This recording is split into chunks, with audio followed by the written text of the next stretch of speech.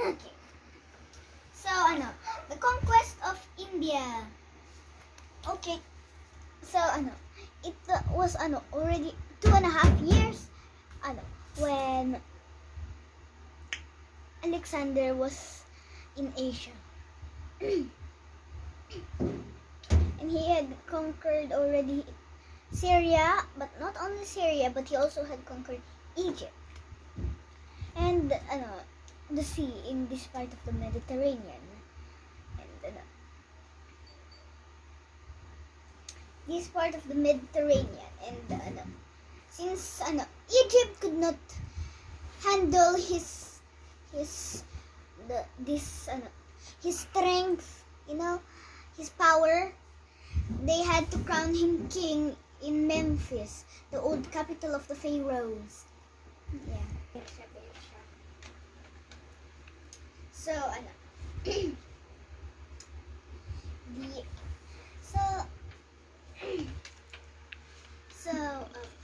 si Alexander, he like made games like athletics or a contest for poets, where some poets came from Greece, and this place is still called by his name, Alexandria. But at this time the lord of Syria and of Egypt was about to go back to Persia again, because the Shah was about to oppose him again. The Shah, I think, is the king of Persia, will take it to the king of Persia. Okay.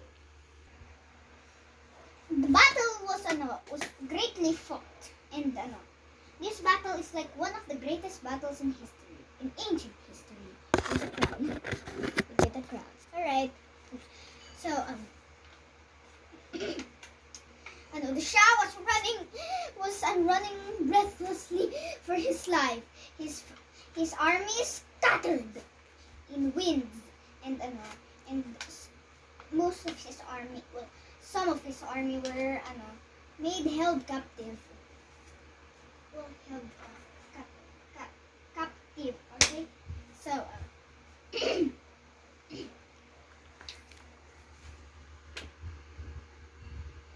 So then,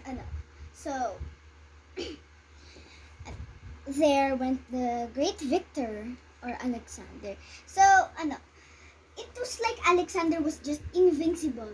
Invincible means, cannot be killed or something, But, once Babylon submitted to him, and Babylon's old capital, I think it started with the S. I forgot because my mom did not put it on the board.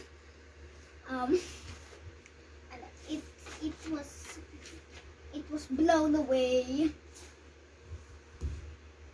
And when it was like blown away, it was an old capital already. So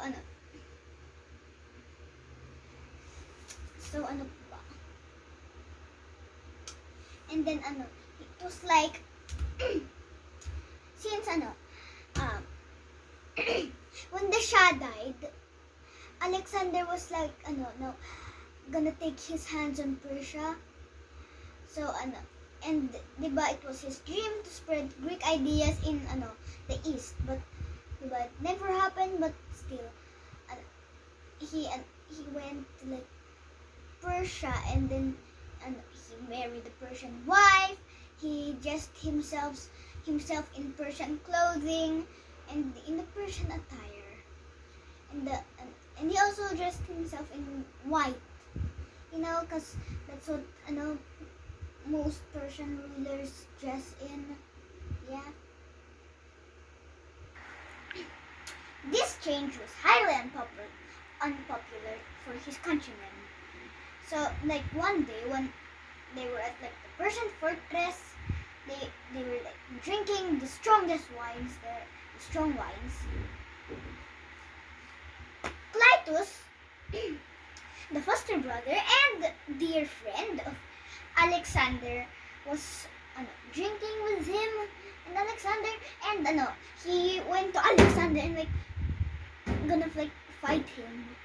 you know, but Alexander caught a spear and then, how do I say this? Struck it into Clytus, and Clytus fell down. He sank, dead. Then,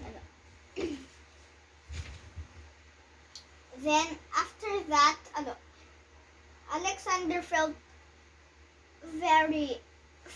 a strong feeling of regret for killing his foster brother, of course, and his dear friend.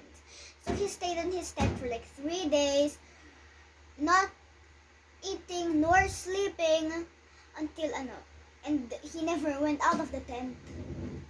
But the people called him, so called him out. He stayed in the tent until the people called him